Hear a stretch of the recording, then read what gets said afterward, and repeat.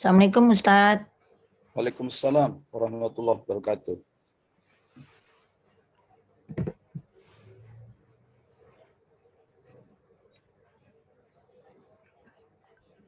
Yan, kita mulai lagi Yan. Mulai lagi, Bu? Iya. Boleh, Bu, siap.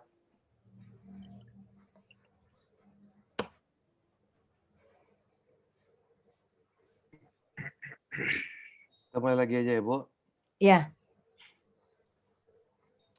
Oke, baik. Assalamualaikum warahmatullahi wabarakatuh. Waalaikumsalam. Alhamdulillahirrahmanirrahim. Wabihi nasta'in ala umuri dunya waddin. Wassalatu wassalamu ala asrafil anbiya'i wal mursalin. Wa ala alihi wa ashabihi rasulillahi ajma'in. Asyhadu an la ilaha illallah wa asyhadu anna Muhammadan abduhu wa rasuluh la nabiyya ba'da amma ba'd. Pertama-tama puji syukur marilah kita sampaikan kepada Allah Subhanahu wa taala yang mana berkat izinnya lah pada subuh hari ini kita bisa melaksanakan kegiatan subuh mubarakah sebagai kegiatan rutin Universitas Negeri Padang, yang mana pada pagi hari ini sebagai penyelenggaranya adalah Fakultas Pariwisata dan Perhotelan Universitas Negeri Padang. Dan tidak lupa pula selawat beserta salam kita sampaikan kepada arwah junjungan kita, yakni Nabi besar Muhammad SAW. Dengan hantaran kata Allahumma sholli ala Sayyidina Muhammad wa ala ali Sayyidina Muhammad. Sama yang kami hormati Al-Ustadz Kiai Haji Wahfiuddin Sakam SE MBE sebagai pengisi tausiah atau penceramah pada subuh mubarakah pada pagi hari ini, yang mana beliau juga sebagai Wakil Ketua Komisi Pendidikan dan Kaderisasi Majelis Ulama Indonesia. Dan yang terhormat Bapak Rektor Universitas Negeri Padang, Bapak Profesor Ganefri PhD, dan yang terhormat Bapak Wakil Rektor 1, 2, 3, dan 4 selingkungan Universitas Negeri Padang, dan yang terhormat Bapak Ibu Dekan selingkungan Universitas Negeri Padang, Bapak Ibu Wakil Dekan, Bapak Ibu Ketua Jurusan, serta Bapak Ibu Tenaga Pendidikan selingkungan Universitas Negeri Padang. Baiklah, pada kegiatan Subuh Barakah pada hari ini, sebelum kita mendengarkan Al-Ustadz Kiai Haji Wahfiuddin Sakam untuk menyampaikan tausiahnya kepada kita bersama, marilah kita dengar bersama pembacaan ayat suci Al-Quran yang akan disampaikan oleh mahasiswa kita, yakni Nadia Fajrianti, sebagai pemenang MTQ tingkat Kabupaten Agam 2019. Kepada Nadia, kami persilahkan.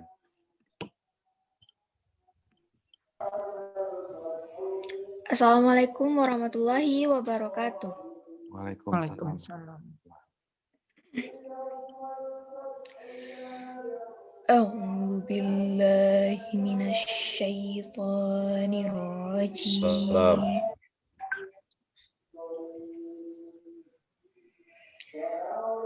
Bismillahirrahmanirrahim.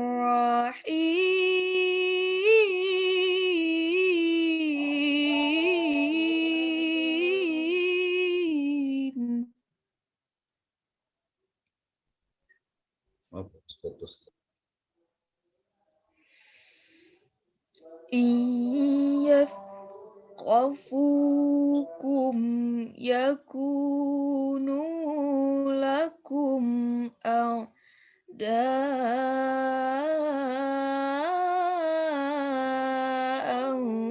wa yabsutu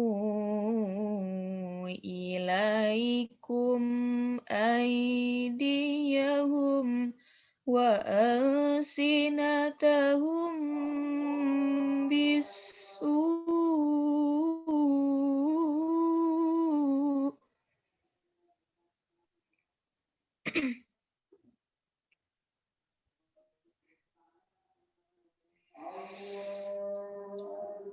wa yabsutu ilaikum aydiyahum wa alsinatahum bisu'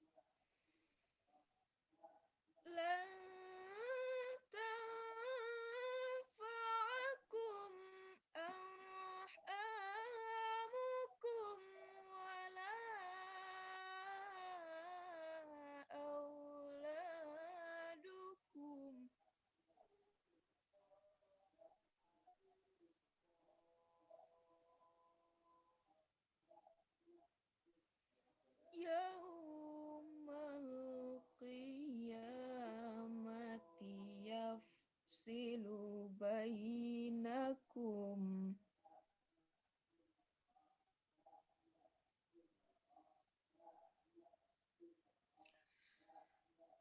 Wallahu bima ta'maluna basir.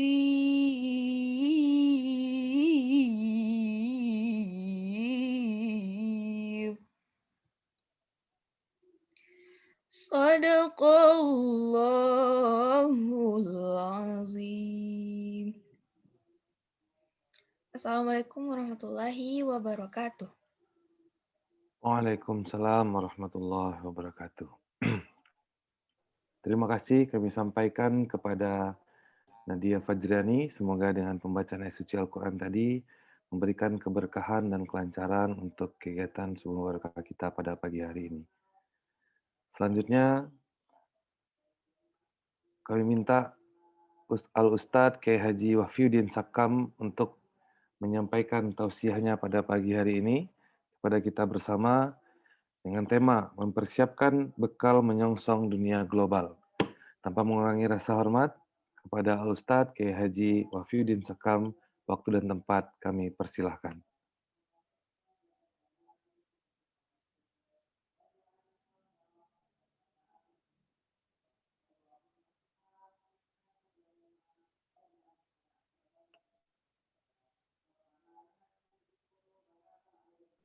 Tes, suara saya terdengar nggak ya?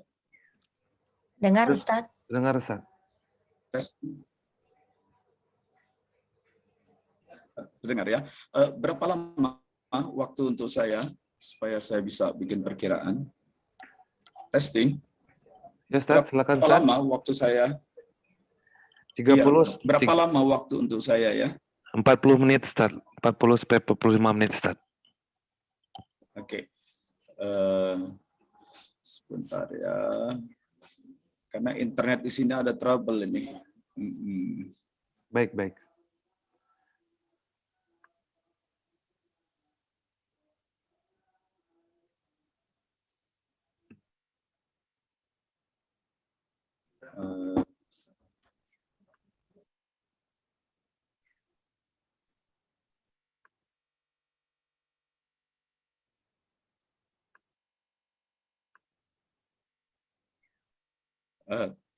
Tes suara saya oke?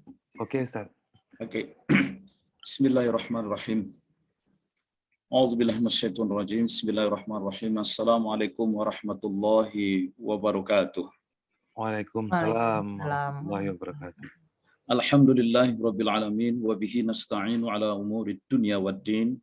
Asyhadu an la ilaha illallah wahdahu la syarikalah wa asyhadu anna Muhammadan abduhu wa rasuluhu la nabiyya ba'dah. Allahumma shalli wa sallim wa barik alaihi. Amma ba'du. Pimpinan Universitas Negeri Padang, para dekan, pembantu dekan, dan seluruh sivitas akademika yang kami muliakan. Saat ini saya berada di daerah Kaliurang, dekat Universitas Islam Indonesia di Yogyakarta. Mohon dimaafkan kalau nanti ada gangguan internet, karena di sini daerah pegunungan. Ya, siap. Tetapi yang jelas, saya ingin mengucapkan terima kasih bahwa pagi hari ini mendapatkan amanah untuk kita mengaji bersama-sama. Judulnya menarik, mempersiapkan diri memasuki kehidupan global. Nah, untuk itu saya akan sharing screen. Mudah-mudahan sinyalnya kuat lagi-lagi ya. Ya. Di sini terlihat judulnya Islam dan Geopolitik. Nah, tetapi saya ingin masuk dari ini dulu. Setelah Perang Dunia Kedua, PBB membentuk universitas, United Nations University, disingkat UNU, tapi bukan Universitas NU ya, di Tokyo. Dan tahun-tahun 79 sampai 82, rektornya itu Dr. Sujatmoko, orang Jawa Solo, tapi kelahiran Bukit Tinggi dan tumbuh besar dalam kultur Minang. yang kemudian menjadi aktivis Partai Sosialis Indonesia dalam pemilu tahun 55, lalu menjadi kepala perwakilan Indonesia di PBB New York, dan kemudian beliau diamanahkan menjadi rektor di Universitas PBB. Tahun 82 beliau pulang ke Jakarta dan kumpul di rumah seorang tokoh.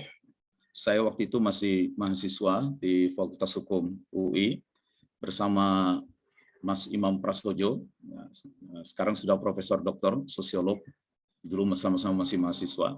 Kami diundang hadir. Saat itu tokoh-tokoh di Jakarta bertanya kepada Bung Koko, ya, Sujatmoko itu dipanggilnya Bung Koko.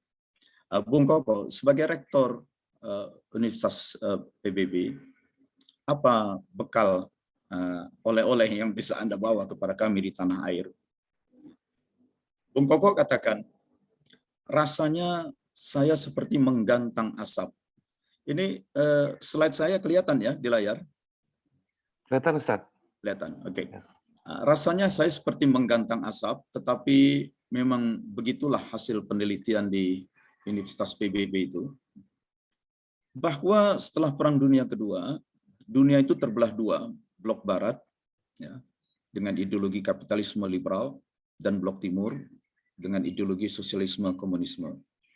Tetapi di penghujung tahun 1970-an itu, berdasarkan riset, dua ideologi itu memang sudah berada di ujung tanduk, akan runtuh. Dan ketika dua ideologi itu nanti runtuh, maka Islamlah yang paling mungkin menjadi ideologi dunia. Saya yang waktu itu masih berumur berapa ya, sekitar 19 tahunan, itu agak heran. Apakah mungkin bisa terjadi Uni Soviet, negara hebat itu hancur, Amerika itu bisa hancur karena ideologinya hancur? Tapi ternyata betul kan? Bung Koko bicara tahun 82. Tahun 85 terpilihlah Mikhail Gorbachev di Uni Soviet, dan masyarakat tidak puas dengan sistem sosialisme kapitalisme, dengan sosialisme komunisme. Terjadi reformasi, dan akhirnya orang beramai-ramai meninggalkan ideologi komunis. Tahun 1991 dibubarkanlah Komite Sentral Komunis di Uni Soviet, dan kalau sebuah ideologi bubar, negaranya pun bubar. Maka Uni Soviet pun bubar, pecah menjadi 15 negara. Dari 15 negara itu, 6 negara memisahkan diri menjadi negara independen sebagai negara-negara Islam seperti Uzbekistan, Kazakhstan, dan lain-lain.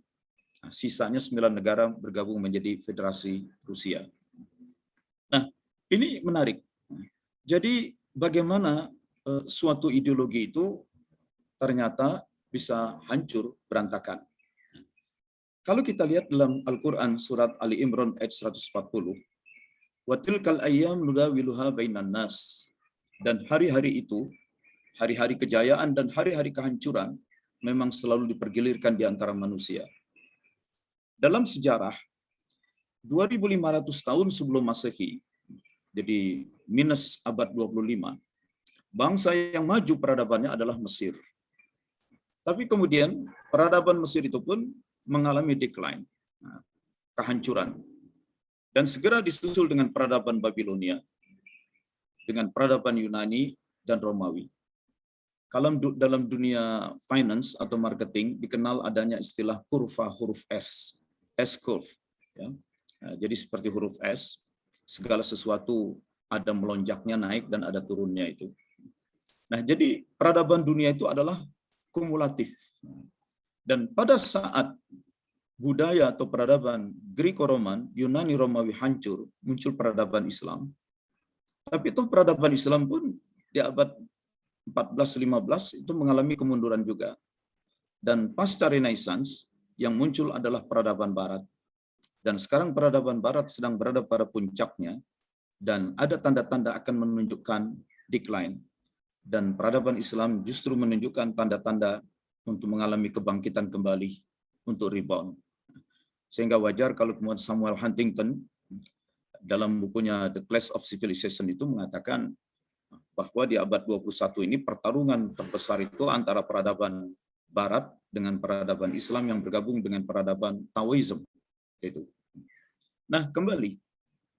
Jadi bagaimana Uni Soviet negara besar itu bisa runtuh, ya, komunisme bisa bubar, maka muncul kehidupan baru dipimpin oleh Putin sampai sekarang. Yang menarik, yang pintar adalah Cina. Cina itu sudah sejak tahun 61 sudah muncul pemikiran-pemikiran kritis terhadap komunisme. Terkenal Deng Xiaoping mengatakan, buat apa komunisme kalau yang terjadi adalah pemerataan kemiskinan? It doesn't matter whether a cat is black or white. Nggak penting lah kucing itu hitam atau putih. If it catches mice, it is a good cat. Sepanjang kucing itu bisa menyergap tikus, ya itulah kucing. Nah, Deng Xiaoping ini kemudian melakukan reformasi di Cina. Sehingga mulai 1 Januari tahun 79, dia mengubah sistem di Cina. Secara politik masih tetap menggunakan komunisme, tapi secara ekonomi dia sudah menyerap, mengadopsi salah satu elemen penting dari kapitalisme, yaitu free market. Saya mengunjungi beberapa wilayah di Cina yang dulu sekali itu adalah daerah rawa-rawa, tapi kemudian dijadikan zona ekonomi spesial, dan dia mengundang banyak perusahaan-perusahaan besar ke Cina untuk berinvestasi dengan memberikan kebebasan menyewa tanah secara gratis. Jadi lahan-lahan produksi gratis, biaya labor, biaya buruh menjadi sangat murah. Nah, tinggal lagi biaya material, biaya processing dan marketing. Maka secara umum harga pokok penjualan menjadi murah, maka barang-barang yang diekspor dari Cina itu harganya menjadi rendah dan bisa menguasai seluruh dunia. Dan inilah akibatnya. Akibatnya, mulai dia tahun 1979 melakukan reformasi, dan tahun 2018 GDP Cina itu sudah berada pada posisi kedua. Dia menempati ranking nomor 2 setelah Amerika. Nah, dan diperkirakan, diproyeksikan nanti tahun 2030 Cina akan menjadi negara dengan GDP nomor 1 di dunia. Itu. Ini dari gross domestic product-nya. Kalau dilihat dari cadangan devisa, kita lihat negara-negara Eropa paling tinggi cadangan devisanya itu sekitar Switzerland, sekitar 800 miliar US dollar. Sementara Cina bisa memiliki 3,4 triliun US dollar. Nah, artinya apa? Cina ini menjadi sebuah kekuatan raksasa baru dalam ekonomi, sehingga wajarlah menjelang tahun 2030 itu akan terjadi peralihan penguasa ekonomi dunia dari kekuasaan dikendalikan oleh Amerika akan diambil alih oleh Cina. Nah, meskipun ini baru sisi ekonominya, dari sisi teknologi dan militer tentu Amerika masih cukup kuat. Nah, maka tidak mau di masa-masa sekarang dan masa mendatang kita akan menghadapi persaingan dua negara besar, Amerika dan Cina. Nah, yang jadi masalah adalah Indonesia sebagai negara yang tidak terlalu besar, seperti sebuah biduk di tengah gelombang lautan. Dia kadang terseret ke arus kapitalisme, dia kadang terseret ke arus sosialisme. Nah, ini yang menjadi perhatian. Ya. Oleh sebab itu, masa-masa mendatang ini, terutama bagi mahasiswa yang sekarang sudah akan menyelesaikan perkuliahannya, ini masa yang penuh dengan gejolak ini, gejolak sangat berat. Ya. Karena sebagai negara besar, Cina dengan kekuatan ekonomi yang sedang sangat tumbuh, dia harus terus menumbuhkan industri dan keuangannya. Berarti terus memerlukan kebutuhan material dan energi, bahan-bahan baku dan energi. Dia pun harus terus memelihara, mengembangkan marketnya, mengembangkan pasar di seluruh dunia, dan menyiapkan jalinan transportasi dan logistik. Cina terus memperkuat sistem hankamnya, dan yang paling penting adalah Cina saat ini memiliki penduduk 1,4 miliar, dan dia terus harus membuka lapangan kerja. Ketika semua itu tidak tercukupi dan tidak mungkin diambil dari dalam negeri, maka mau tidak mau Cina harus melakukan ekspansi. Mungkin ekspansinya tidak berupa kolonialisasi seperti dilakukan oleh negara-negara barat dulu dengan menjajah negara lain, tetapi dengan kekuatan modalnya, dengan kekuatan manajemen dan teknologi, dengan kekuatan manusianya, juga mau tidak mau ideologinya terbawa, Cina masuk ke negara-negara lain. Oleh sebab itu, mereka mengembangkan apa yang kemarin ini disebut dengan One Belt, One Road. Mereka memberikan investasi, berinvestasi di banyak negara untuk membangun jalan tol ke berbagai negara sampai ke Eropa, untuk membangun pelabuhan-pelabuhan, pergudangan-pergudangan, dan sarana-sarana logistik lainnya. Dan otomatis juga Cina juga mendesakkan tenaga kerjanya untuk masuk ke berbagai negara. Nah, inilah situasi yang sedang kita hadapi. Oleh sebab itu, sebagai Muslim yang tinggal di Indonesia, Muslim ini kan paling bertanggung jawab terhadap keberlangsungan NKRI. Selain karena jumlahnya yang mayoritas di NKRI, juga bagaimanapun NKRI ini dahulunya adalah kesultanan-kesultanan Islam di Nusantara yang kemudian bergabung. Ketika dijajah oleh bangsa-bangsa Barat dulu, perlawanan dilakukan oleh para sultan-sultan Islam, oleh para ulama Islam, oleh para aulia, oleh para mujahidin, para syuhada. Jadi terbentuknya NKRI ini bagaimanapun warisan dari peradaban Islam. Dan dengan komposisi sekarang Muslim mayoritas di Indonesia, maka Muslim pula lah yang harus bertanggung jawab mengawal keutuhan NKRI ini. Nah, ini menarik. Jadi para mahasiswa khususnya dari Universitas Negeri Pamulang harus memiliki wawasan yang jauh ke depan dan luas dalam skala global. Jangan karena kuliah di Padang hanya memikirkan isu-isu yang berkembang di Padang, baik isu yang berkembang di media mainstream ataupun di medsos, tapi harus mengangkat kesadaran intelektualnya ke tingkat nasional bahkan ke tingkat global. Nah, kita sebentar lagi akan memasuki suasana Ramadan. Maka di dalam Ramadan itu kita harus melakukan upaya menggembleng diri lebih kokoh lagi. Bagaimana kita bisa tumbuh menjadi Muslim yang lebih kokoh. Dan tentu saja bulan Ramadan, selain bulan spiritual, dia juga adalah bulan intelektual. Apa sebab? Karena di bulan Ramadan itu aktivitas keilmuan justru meningkat. Oleh sebab itu, di negara-negara Timur Tengah, umumnya bulan Ramadan sekolah diliburkan, tapi bukan berarti aktivitas intelektual melemah. Mereka melakukan intelektualitas langsung menukik ke dalam Quran dengan mengkaji Quran dari aspek-aspek yang sangat ilmiah. Nah, ini sekadar pengantar dulu supaya kita ada cukup waktu untuk berdiskusi. Saya kembalikan dulu kepada moderator. Silakan. Terima kasih Ustadz. Ya. Baik Bapak Ibu, tadi sudah disampaikan beberapa paparan dari Al-Ustadz Kiai Haji Wafi bin Sakam tentang bekal untuk mempersiapkan diri menyongsong dunia global. Maka dari itu kami minta Bapak Ibu agar lebih efektifnya tausiah pada pagi hari ini. Mari kami buka Bapak Ibu untuk memberikan sesi tanya jawab sehingga berjalan dengan efektif dan produktifnya kegiatan Subuh Mubarakah kita pada pagi hari ini dengan tema mempersiapkan bekal menyongsong dunia global.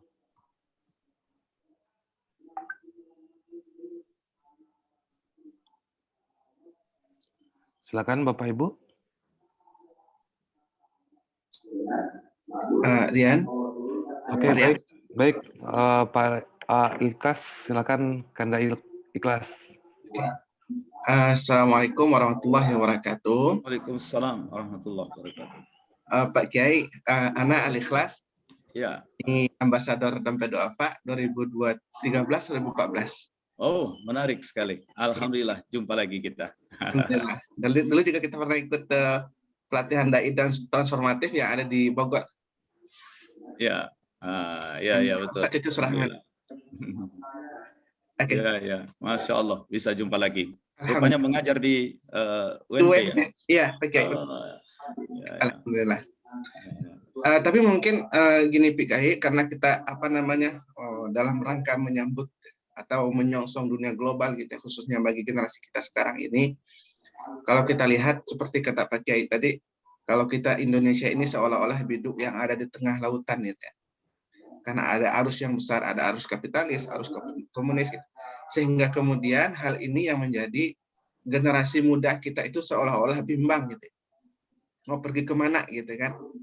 Nah, jadi apalagi generasi milenial ini merupakan harapan tumpuan harapan bangsa ke depannya. Jadi untuk menyikapi hal ini sebenarnya apa bekal yang paling penting bagi mereka dan bagaimana kita menyikapi seolah-olah mereka ini kan latah gitu ya Pak Kiai ya.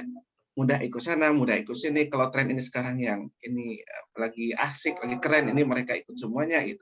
Nah, jadi sebenarnya bekal yang paling mendasar sebenarnya sehingga kemudian kita bisa membangun negeri ini dengan baik, bisa membangun negeri ini dengan penuh sesuai dengan tuntunan Al-Qur'an dan Sunnah. Jadi mungkin mohon arahan dari PKI karena di sini banyak mahasiswa juga, ini yang sangat kita butuhkan sebenarnya.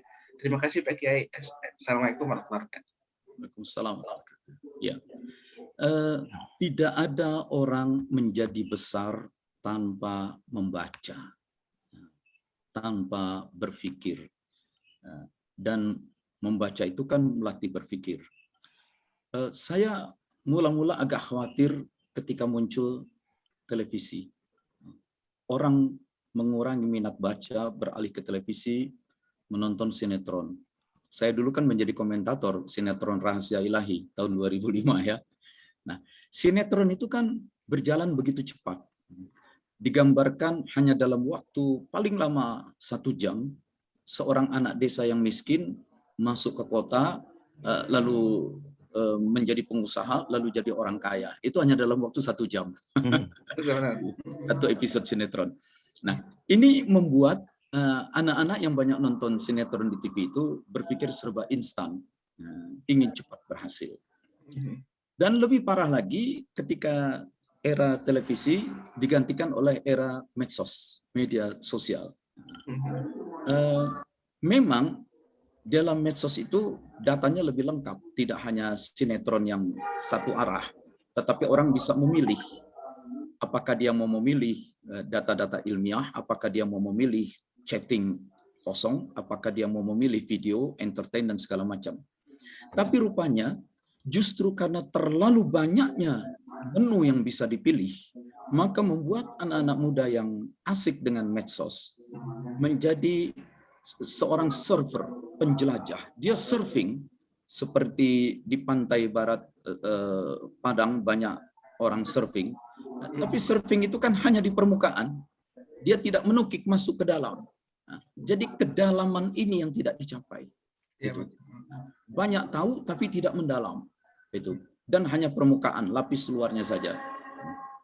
Dan kemudian juga karena itu pemikiran-pemikiran yang lebih serius itu kurang ditekuni.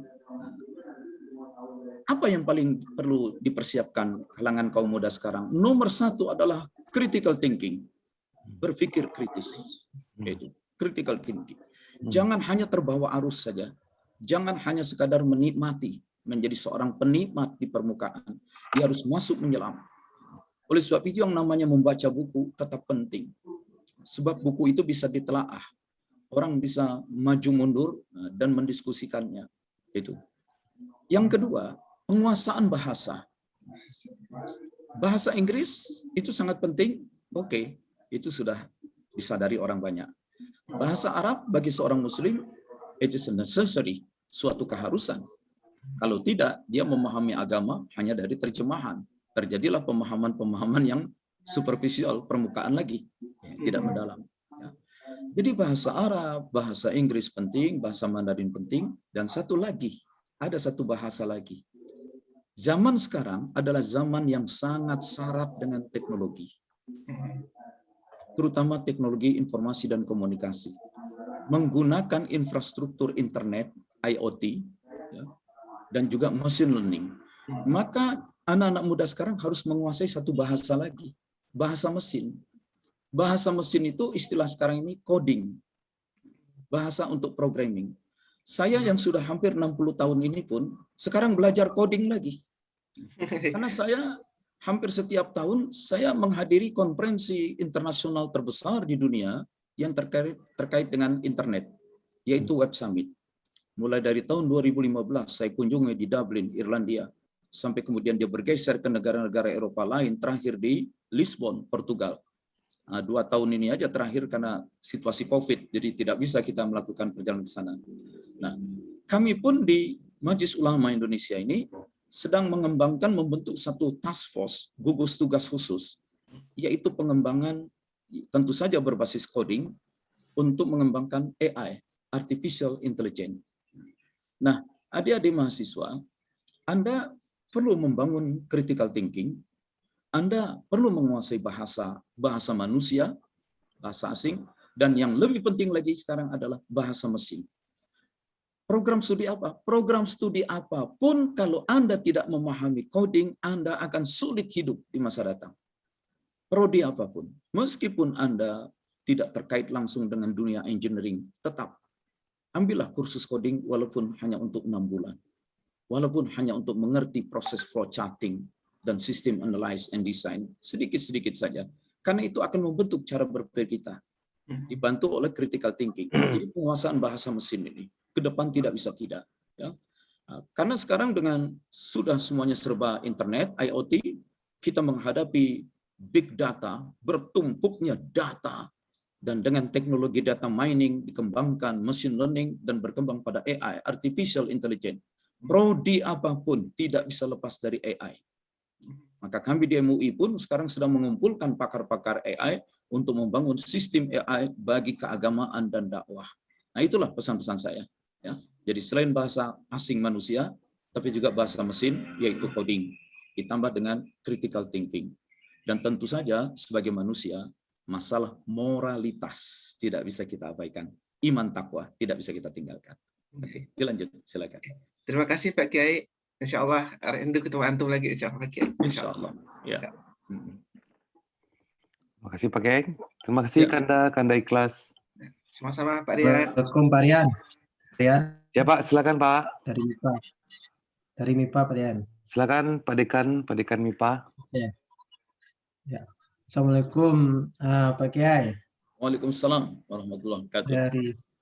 Dari Hostnya, Pak Kiai host ini kalau bisa agak membantu, Pak Dekan di spotlight saja oleh host, jadi supaya tampil wajahnya. agak gelap nih Bu ya wajahnya Bu ya karena lampunya kurang terang. Jadi makasih Bu ya, saya senang nih dapat pencerahan ini, memang sesuatu yang sangat baru begitu ya, dan tadi ada informasi-informasi yang sangat hangat begitu. Tapi ini saya dapat flyer nih Pak Kiai, kebetulan karena saya lihat tadi Pak Kiai di MUI juga. Ini bagi saya mungkin entah benar atau enggak, tapi agak aneh aja. Tadi saya coba share ke Buya Ikhlas ini. Ada flyer saya dapatkan barusan pagi ini.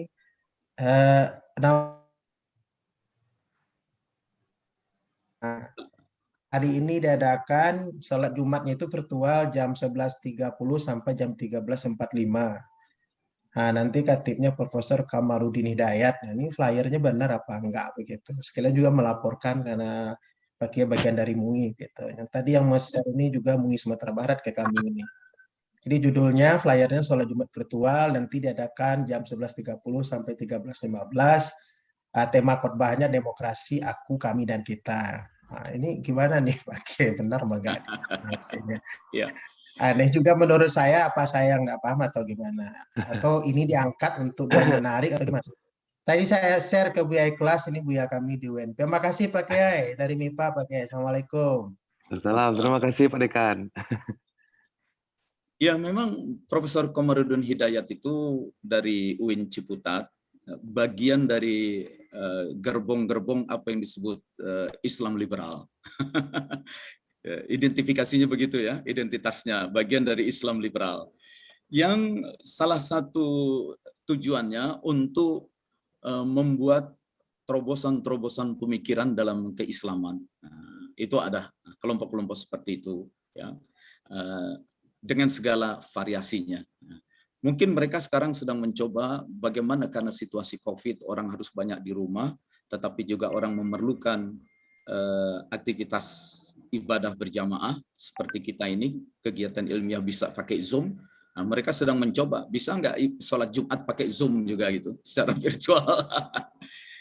Yang jelas itu tidak akan bisa diterima oleh sebagian besar umat Islam di Indonesia, termasuk ulamanya. Nah, kalau dari Al-Azhar sendiri, salah satu pusat keulamaan dunia, sudah ada keluar fatwa dari Al-Azhar bahwa tidak diizinkan sholat berjamaah menggunakan imam dengan berimam yang imamnya itu melalui televisi atau radio atau Zoom. Nah, itu. Nah, jadi hal-hal seperti itu saya pikir tidak usah terlalu dihebohkan. Itu bagian daripada proses mereka mencoba terobosan. Ya terobosan tidak selalu bisa diterima. Tapi yang paling penting adalah bagaimana kita siapkan saja. Karena hal-hal seperti ini semakin banyak tampil di dunia sekarang. Nah, maka kembali lagi ke keahlian berpikir kritis, pemahaman Quran dari sumber-sumber yang sahih dan sharih itu menjadi lebih penting. Yang jadi masalah yang lebih saya khawatirkan adalah kalau para ulama sendiri gaptek, gagap teknologi. Kalau para ulama sendiri tidak mampu memanfaatkan internet itu untuk mengembangkan wawasan-wawasannya yang sangat mendalam dan sangat dinanti oleh umat itu. Nah, itu. Demikian ya. Nah, jadi flyer itu dianggap ringan sajalah. Nah, jangan sampai menyita pikiran kita dari fokus yang lebih strategis. Terima kasih Pak Kiai cerahannya. Pak Rian, Rian. Saya Rian. Ya Pak, silakan. Rian. Silakan Pak. Ya. Terima kasih. Assalamualaikum warahmatullahi wabarakatuh. Ya Pak, silakan Pak. Ya. Terima kasih Pak Kiai ini sudah bisa bergabung bersama-sama dengan keluarga besar Universitas Negeri Padang. Ya, terima kasih Pak Rektor. Pencerahan yang sangat luar biasa. Saya ingin juga berdiskusi dengan Pak Kiai ini untuk Indonesia ke depan. Jadi menurut Pak Kiai dengan kondisi negara kita ini yang multikultural, budaya, multi agama, multi etnis, dan kita sebagai umat Islam tentu akan tetap terus berusaha bagaimana Islam ini tetap menjadi agama yang mayoritas di Indonesia ini. Dan tentu di bawah Negara Kesatuan Republik. Tadi Pak Kiai menyampaikan bahwa Islam harus berperan di negara kita ini sebagai alat pemersatu. Islam harus terus mengawal bagaimana Indonesia ini utuh sebagai sebuah negara kesatuan republik. Tapi kadang-kadang kita melihat ada potensi-potensi yang dapat memecah belah bangsa kita ini. Karena sebagian aliran-aliran atau paham-paham yang ada di umat Islam sendiri ingin menonjolkan identitas-identitasnya sehingga kita khawatir ini juga akan berakibat terjadinya perpecahan di antara kita. Kalau masing-masing agama ingin menonjolkan dirinya masing-masing dan seolah-olah hanya yang agamanya yang benar, saya juga akan khawatir nanti. Tetapi kita sebagai umat Islam tentu kita akan tetap terus berusaha. Bagaimana kita bisa, karena kita tahu sendiri umat Islam itu mungkin yang paling toleransi, yang sangat menghargai perbedaan-perbedaan yang ada. Kita juga melihat bagaimana sejarah mencatat Nabi Muhammad ya di Madinah yang memang heterogen, tapi bisa bersatu di sana. Jadi saya ingin minta pandangan Pak Kiai, kira-kira potensi ke depan yang bisa mengakibatkan Indonesia ini terpecah belah yang perlu kita waspadai. Sehingga ini warga Sumatera Barat terutama ini. Saya juga melihat di Sumatera Barat ini juga terjadi pergeseran pola pikir yang kalau kita lihat dari sejarah, ya para pendiri bangsa ini kan banyak dari Sumatera Barat Pak Kiai. Ada Haji Agus Salim, ada Bung Hatta, ya, ada Tan Malaka, ada Sultan Syahrir. Ya, saya kira mereka punya paham-paham yang memang juga berbeda. Ada yang religius, nasionalis, malah ada yang sosialis. Yang saya kira tapi untuk NKRI mereka bersatu gitu ya. Jadi pemikiran-pemikiran ini yang saya kira di Sumatera Barat sekarang mulai agak bergeser. Pak, yang saya khawatirkan nanti ini juga akan bisa menyebabkan terjadinya ya perpecahan ya di antara umat Islam terutama. Ya. Nah, oleh sebab itu saya sangat sangat simpati apa yang Pak Ket katakan tadi. Kita umat Islam harus tetap yang nomor satu, tapi harus tetap bagaimana kita bisa mengawal NKRI ini. Makasih Pak Kiai. Ya, baik. Yang pertama, saya membahas internal Muslim dulu. Al-Quran memang cuma satu, bersumber dari Allah. Hadis juga sumbernya satu, Nabi Muhammad SAW. Tetapi sumber-sumber keagamaan yang cuma satu itu, ketika diturunkan ke muka bumi, disebarkan kepada manusia, manusia yang mencoba memahami sumber yang satu itu, manusia itu datang dari sumber yang beragam. Dari latar belakang suku, adat istiadat, budaya, peradaban, pendidikan, kesejahteraan. Maka mau tidak mau, teks-teks keagamaan yang satu, Quran dan hadis itu, ketika difahami oleh manusia yang datang dari latar belakang beragam, maka penafsiran menjadi beragam. Menjadi beragam. Tidak ada pernah terjadi tafsir tunggal. Setelah Nabi Muhammad SAW wafat, tidak ada lagi otoritas yang bisa memberikan tafsir tunggal. Tafsir itu selalu plural. Jadi mengalirlah tafsir ke berbagai arah. Yang jadi masalah, banyak Muslim yang tidak siap menghadapi kepluralan tafsir itu. Itu. Yang kedua, ya, Tuhan tentu memiliki atribut keabsolutan mutlak. Karena Quran, kalau Tuhan Allah memiliki otoritas absolut, memiliki atribut kemutlakan, tentu wahyu Tuhan, yaitu Quran, juga bernilai absolut. Bisa kita terima.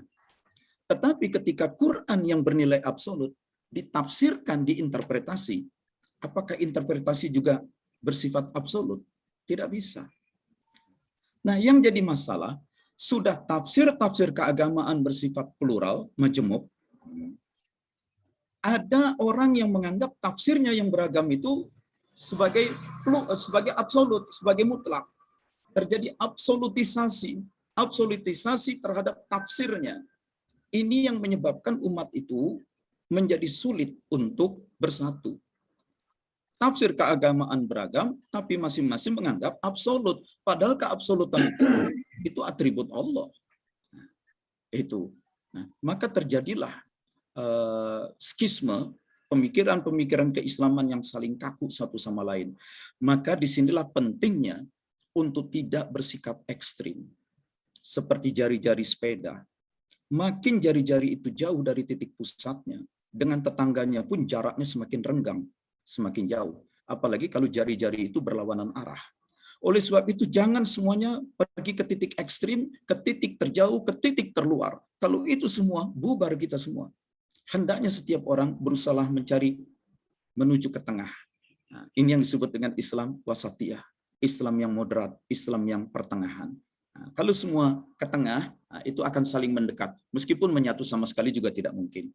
Jadi kembangkanlah faham keislaman yang toleran. Dan Nabi Muhammad SAW sendiri berpesan dalam hadisnya, ta'allamul Qur'an, pelajarilah olehmu Qur'an. Fa idza 'allamtumuh, tapi di saat kamu mengajarkannya, fala taghlu fihi. Jangan kalian bersikap ekstrim. Ekstrim pada satu sisi pemikiran saja. Bahwa inna habbuddin ilallah al-hanifiyatus samhah. Keberagamaan yang paling disukai oleh Allah adalah keberagamaan yang kokoh tapi juga penuh toleransi. Nah, ini internal umat Islam. Perlu saling menghormati keberagaman, jangan ekstrim, main absolut-absolutan, cari titik tengah, titik temu. Yang kedua, Muslim dengan orang-orang di luar Islam.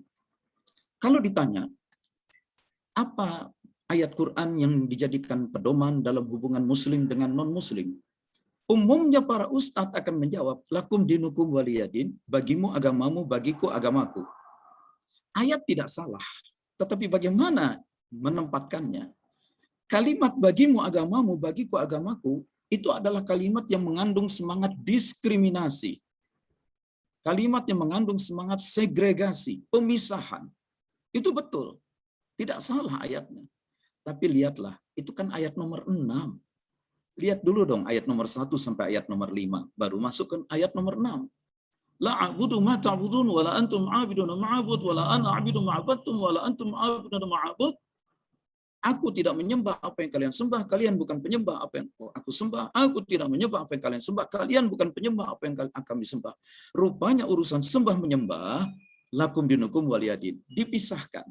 Jadi untuk urusan ritual yang vertikal, ibadah, pisahkan. Yang jadi masalah, kalau untuk urusan ritual vertikal terpisah, bagaimana dengan urusan sosial? Haruskah dipisah juga? Maka kalau untuk urusan sosial budaya, jangan pakai ayat itu.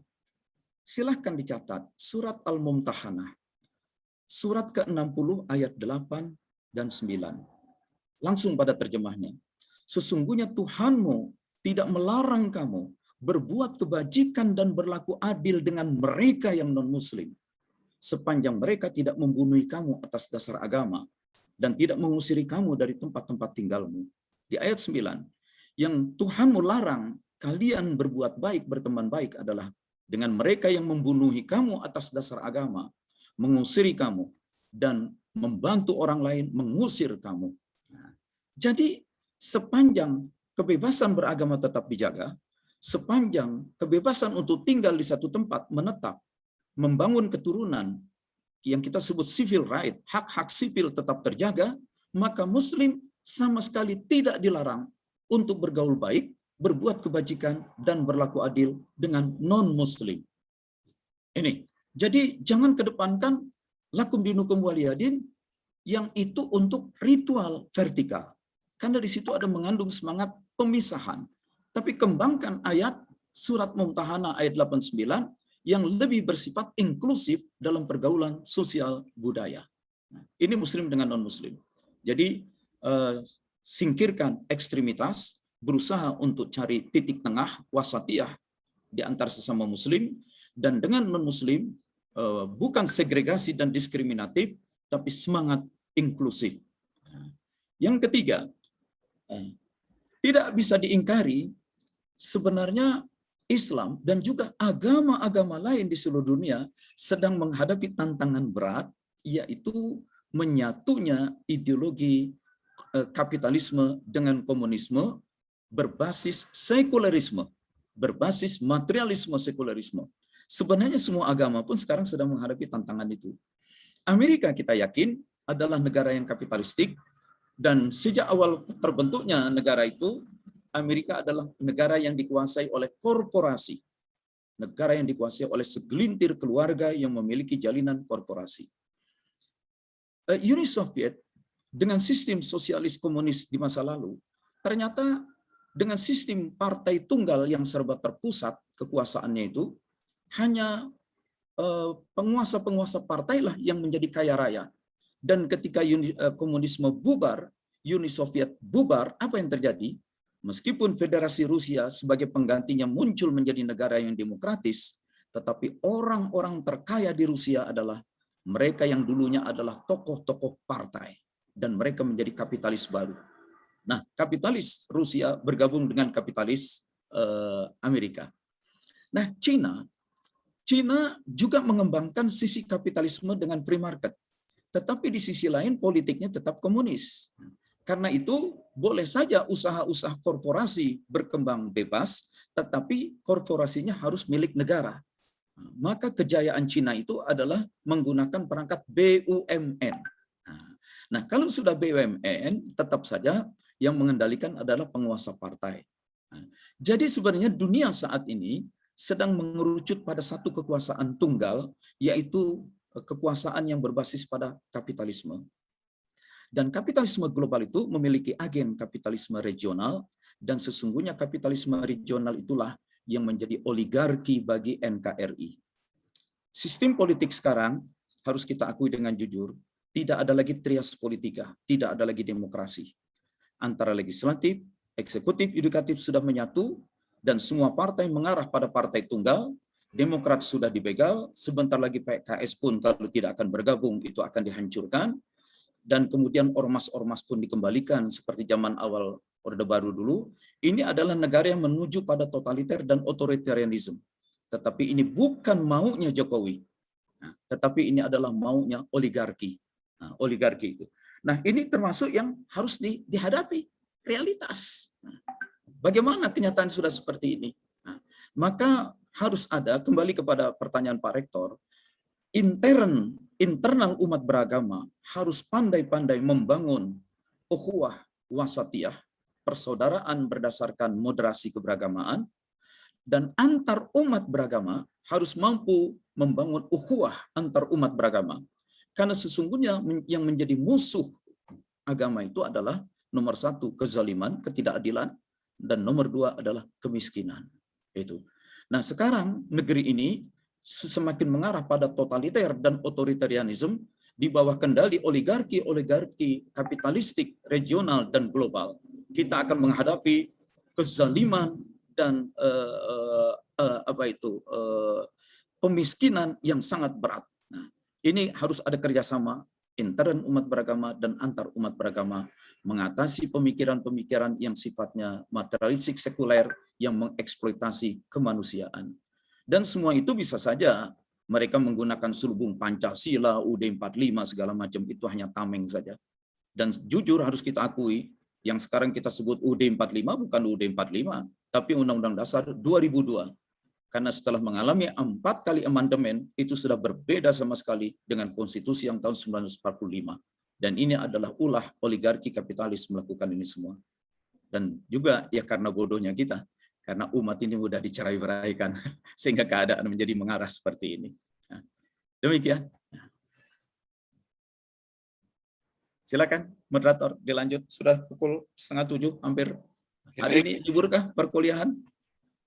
Terima kasih Pak Kiai. Kebetulan hari ini UNP mengadakan wisuda Pak Kiai. Oh, bagus. Alhamdulillah. Ya. Terima kasih Pak Kiai atas tausiahnya dan diskusinya. Terima kasih juga kepada Pak Rektor yang sudah memberikan pertanyaan kepada Pak Kiai. Mungkin selanjutnya, mohon maaf Pak Kiai, kita akhiri tausiah ini, diskusi pagi ini. Dan berikutnya kami minta sambutan dari Bapak Rektor Universitas Negeri Padang kepada Bapak Profesor Ganefri PhD. Waktu dan tempat kami persilakan.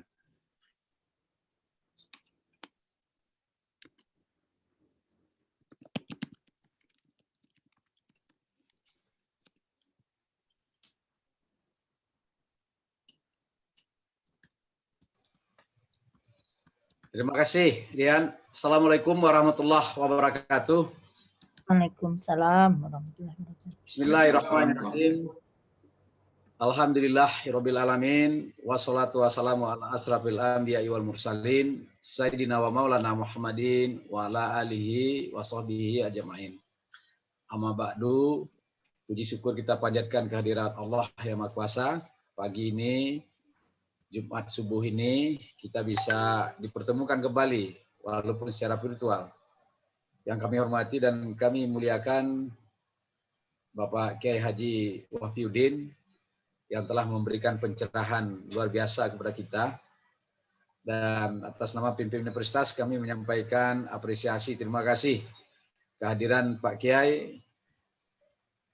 Ini juga sangat membantu Universitas Negeri Padang dan juga masyarakat Sumatera Barat.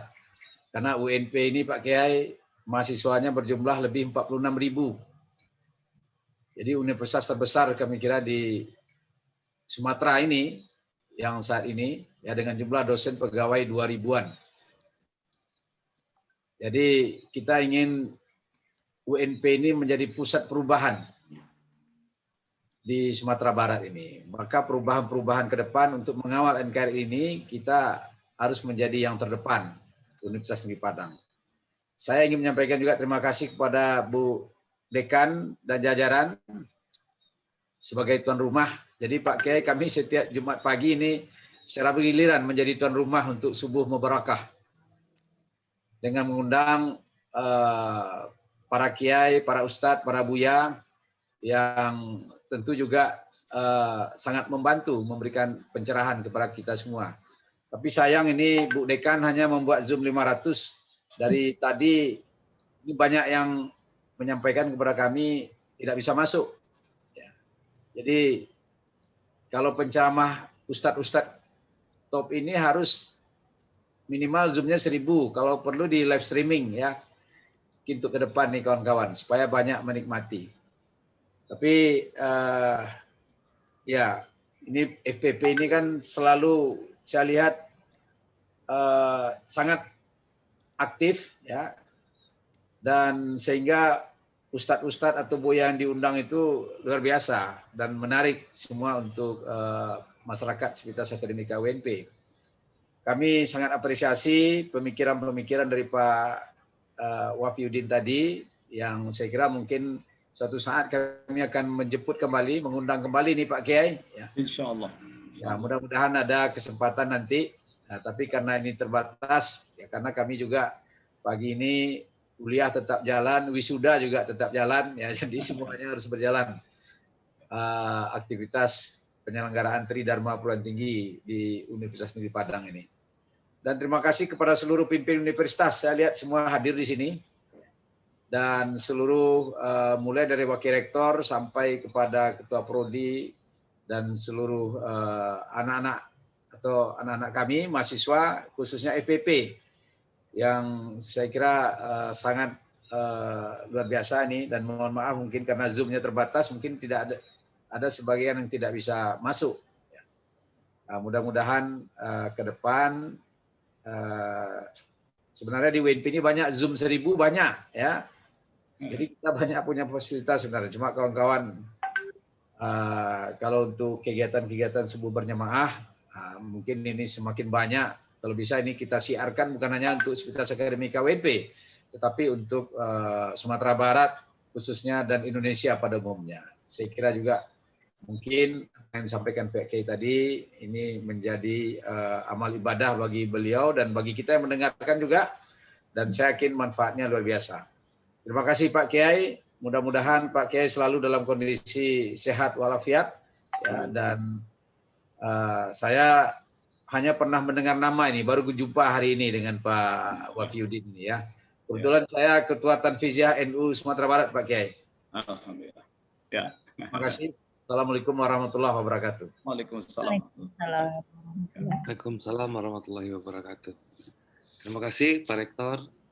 Pak Moderator, Ya, silakan Pak Kiai. di kolom chat ada saya